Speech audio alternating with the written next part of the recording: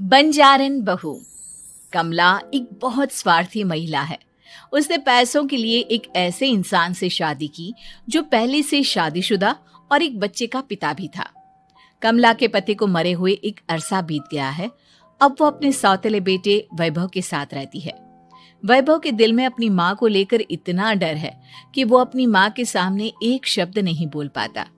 उसकी माँ जो कहती है उसको सर झुकाकर वही मानना पड़ता है। वैभव, तुमने अभी तक घर का काम क्यों नहीं किया? तुमसे कितनी बार कहा है कि सूरज निकलने से पहले तुम घर की साफ सफाई पूरी कर दिया करो। वैभव कुछ नहीं बोलता, चुपचाप सर झुकाए अपनी माँ की बात सुनता रहता है। तभी पास में खड़ा नौकर सुखराम कहता है, मालकिन, वैभव बाबा को रात से तेज बुखार है, इसलिए वो सुबह जल्दी उठ नहीं पाए। उनके बदले मैं घर की साफ सफाई कर देता हूँ। इसे कोई बुखार नहीं है। मैं इसे अच्छी तरह से जानती हूँ। ये सब काम न करने के बहाने हैं। सुखराम काका, बोल दो इसे, सारे घर का काम यही करेगा। और इससे समय पर अपना काम पूरा नहीं किया तो इससे आज का खाना भी नहीं मिलेगा। मगर मालकिन, वैभव बाबा की सच में ही तबीयत खराब है, आप एक बार देख तो लीजिए। कमला बिना कुछ बोले वहां से चली गई और बेचारा वैभव तेज बुखार में भी काम करता रहा। कमला वैभव की शादी एक ऐसी लड़की से कराना चाहती थी जो अनपढ़ हो और कमला से इसी तरह डरे जिस तरह वैभव डरता है, ताकि वैभव की सारी जायदाद और धन दौलत उसकी मुट्ठी में रहे। लेकिन आज के जमाने में ऐसी लड़की मिलना मुश्किल है। कमला कार में यही सब कुछ सोचती जा रही थी कि तभी रास्ते में, अरे ड्राइवर, तुमने कार क्यों रोक दी? और ये इतना शोर कैसा? मैडम, आगे कुछ बंजारों का खेल चल रहा है, इसलिए भीड़ लगी है। मैं अभी भीड़ को साइड में करवाकर कार निकालता हूँ। ड्राइवर भीड़ को साइड करके कार निकालने की कोशिश करने लगा कि तभी कमला की नजर रस्सी पर चल रही एक फुलवा नाम की बंजारन पर पड़ी। क्यों ना मैं इस बंजारन की शादी वैभव से करा दूं? ये तो अनपढ़ लग रही है, मेरे पैरों तले दबकर भी रहेगी। मुझे अभी इसके माँ बाप से बात करनी होगी। ये सोचकर कमला ने उन बंजारों से बात की और उन्हें शाम को अपने घर बुलाया। फुलवा के माता पिता वहां उसे लेकर आ गए। उन्होंने इतना आलीशान घर पहले कभी नहीं देखा था। अच्छा हुआ आप लोग आ गए। देखिए, मुझे घुमा फिरा कर बात करने की आदत नहीं है, इसलिए सीधे सीधे मुद्दे पर आती हूँ। मुझे आपकी बेटी बहुत पसंद है। मैं अपने इकलौते बेटे की शादी आपकी बेटी फुलवा से कराना चाहती हूँ। इसके बदले में आप जो चाहो वो ले सकती हैं। तभी फुलवा की माँ कहती है, ये क्या कह रही है मैम साहब? कहीं आप हमारी गरीबी का मजाक तो नहीं उड़ा रही ना? आप मेरे बेटे से मिल लो। अगर आपको मेरा बेटा पसंद आता है तो मैं कल से ही शादी की तैयारी शुरू कर दूंगी। सुखराम, वैभव को लेकर आओ। फुलवा अपनी माँ के कान में फुसफुसाती है, माँ, कहीं इस मेम साहब का छोरा पागल तो ना है? फुलवा अपनी माँ से बात कर रही होती है कि वैभव वहां आता है। फुलवा उसे देखती ही रह जाती है और उसके माता पिता उसकी शादी तय कर देते हैं। शादी वाले दिन किसी को फुलवा और वैभव की बेमेल विवाह की बात समझ में नहीं आती।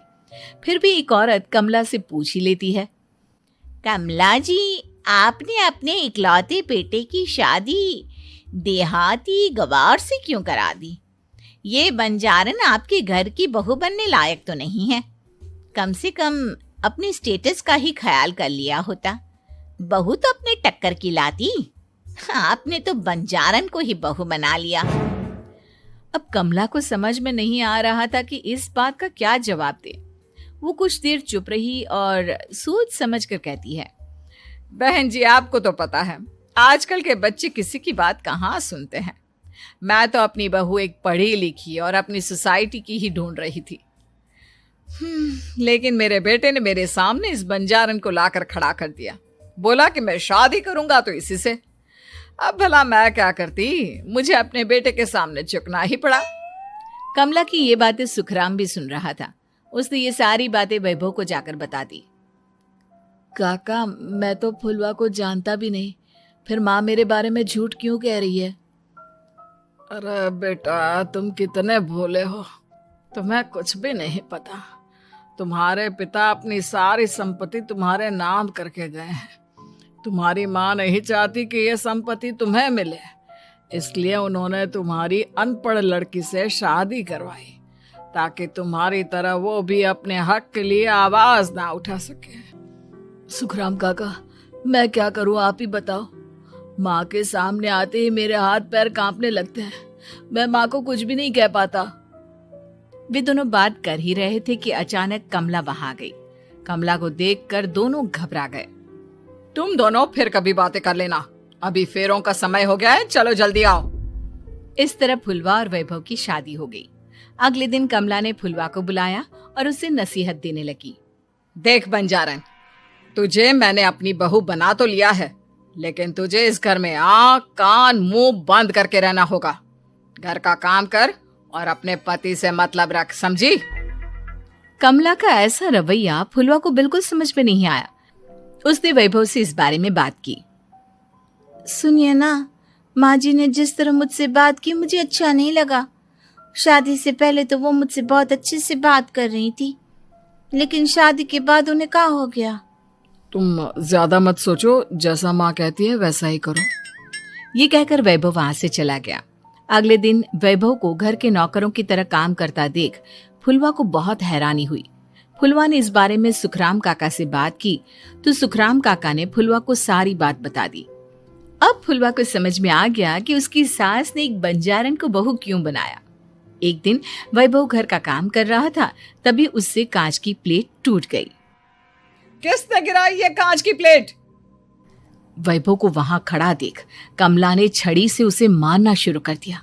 उसके पैर में कांच चुभ गया और खून बहने लगा, लेकिन फिर भी कमला उसे मारे जा रही थी। ये देखकर फुलवा ने कमला के हाथ से छड़ी छीन ली और तोड़कर फेंक दी। बंजारन, तेरी इतनी हिम्मत, तूने मेरे हाथ से छड़ी छीनी? कमला फुलवा को थप्पड़ मारने ही वाली थी कि फुलवा उसका हाथ पकड़ लेती है। ओ सस माँ, मैंने मॉम की गुड़िया ना समझ लियो। बंजारन हो बंजारन, ईंट का जवाब पत्थर से देना जानती हूँ। आज के बाद मेरे या वैभव जी के ऊपर हाथ उठाने की सोचियो भी ना, समझी ससु माँ? ये कहकर फुलवा वैभव को लेकर वहां से चली गई। उसने वैभव के पैर पर पट्टी बांधी, उसके आंसू पोंछे। वैभव ने पहली बार किसी के दिल में अपने लिए इतना प्यार महसूस किया। अब फुलवा वैभव का हर काम में हाथ बटाती, उसका बहुत ख्याल रखती। इस तरह दोनों बहुत ज्यादा नजदीक आ गए। वहीं दूसरी ओर कमला सारी जायदाद अपने नाम करने की साजिश करने लगी।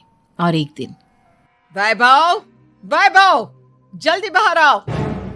कमला की आवाज सुनकर वैभव और फुलवा अपने कमरे से बाहर आ गए। जी माँ, आपने बुलाया? ये ले, इन कागजों पर साइन कर दे। वैभव कागजों पर साइन करने ही वाला था कि फुलवा वैभव के हाथ से पेन छीनकर कहती है, ना वैभव जी, आप इस पर हस्ताक्षर नहीं करेंगे। आओ बंजारन, मैं तुझसे बात नहीं कर रही।